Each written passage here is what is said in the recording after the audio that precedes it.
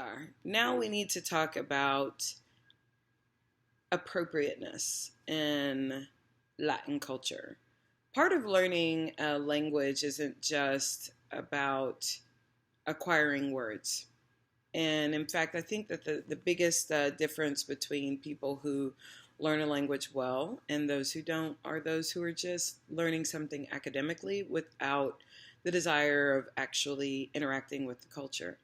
So part of that is learning the culture and understanding what's appropriate. Now, this video isn't meant to talk to you about things like kissing when you say hello and things like that. But, we can discuss that a bit in that, typically when people do greet, they do, kiss on the cheek and hug or shake hands or whatnot. And that's definitely something that exists. It depends on where you are, whether or not that's more shared between people who are familiar with one another or upon meeting one another. There's no hard and fast rule about when that's appropriate. Some people don't believe in kissing hello. Some women don't believe kissing hello someone's husband. Or things like that in Latin American culture. So those things. But anyway, this video is not about that. What it is about is about the reality that Spanish is nicer than English. And what I mean by that is it's very much a friendly language, and it has a very strong set of codes. Just like in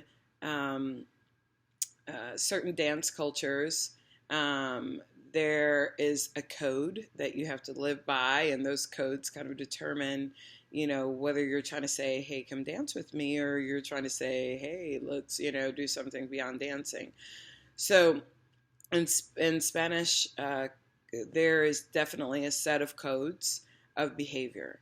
And the most important of these is the use of the informal versus the formal. So when we're speaking informally, we're typically speaking to friends, family members, people that are on our same level that we don't know. So for example, students would use the familiar amongst one another, and because they're on the same level. The formal use of Spanish is used between people who don't call each other by their first name. So for example, a student and a professor, that student would use the formal in his address to the professor, whereas a professor would use the informal in his or her address to the student. The formal is also used in courtship oftentimes. And the formal is used sometimes between kids and parents, and oftentimes between people who don't know each other. And the extension of that formal use of speaking is going to be determined by what country you're in. And the easiest rule on this is, what is the other person using? If the other person is using formal versus informal language, then you should use it as well. So how does this present itself? Well, there are 3 words that with which you're going to become very familiar. And those words are tú, vos, and usted. All 3 of those words mean you. If you're using tú or vos, you're using the informal version of the word tú. If you're using usted, you're using the formal version of the word tú. You, sorry. So when you're having a conversation and someone says, ¿Qué quieres tú? What do you want? Or ¿Qué quisieras tú? What would you like? They're using the informal with you. But if they are saying ¿Qué quiere usted?, then they're using the formal. Now, it's important to recognize that errors are going to happen. Your mistakes will be made in how you're using what and where you're using it. Because some people will get really frustrated if you use usted with them. And some will understand, but everyone knows that you're learning the language because pronunciation will dictate, pronunciation and mistakes will dictate that you're still learning this language. So people will be forgiving. But a lot of times, if you start using the formal with someone, that person will say, hey, dejamos de usar usted, usamos el tuteo. They're saying, let's leave usted to the side. We're going to use tú, and they're inviting you to be informal with them, which is a very sweet way of saying, hey, we don't have to do that. We're between friends. Now, in circumstances in the Rio Platense area, for example, if you're in Argentina, everyone uses vos with one another. It's just a very informal way of speaking, and everyone uses it. On the contrary, for example, in Colombia, everyone uses usted with one another. And by everyone, I mean most. Everyone is in Colombia is never going to be true because Colombians do things dependent upon, where the region where they're from determines a lot. So if you're from the city, you speak in one way. If you're from the beachy areas, you speak another way, and things like that. So by all, I definitely mean that most. But mostly people use usted with one another, and that's just how they speak, and they're not trying to be so formal with one another. For example, I have a friend who I've known for years, and she still uses usted with me. I do not use usted to that extent because I learned Peninsular Spanish, so I use tú with her, and we get on just fine. She understands that's the way I speak, and that's the way she speaks. In other areas, Central American areas where they use vos to be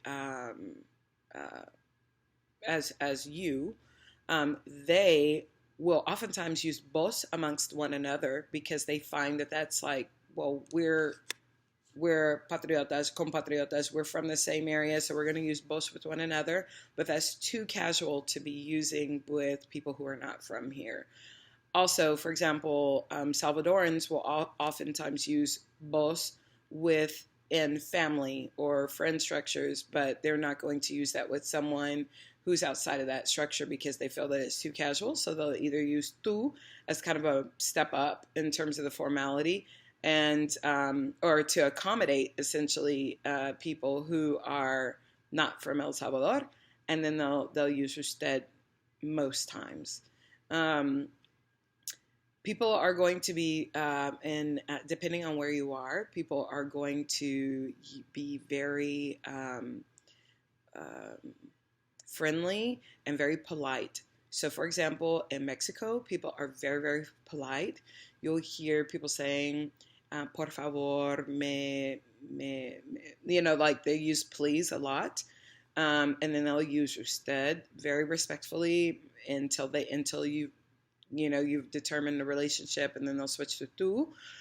And then in areas like Argentina, everyone's vos, and there's not so much of that deference toward the person that they're speaking to.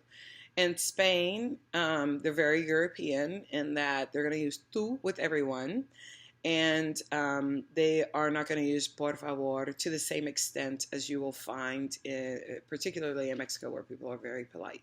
So but everyone's trying to be nice. No one is trying to be abrupt, and no one is trying to create a situation to make you feel uncomfortable. You just need to know that that's going to happen. So again, remember, you're going to hear tú, vos, and usted.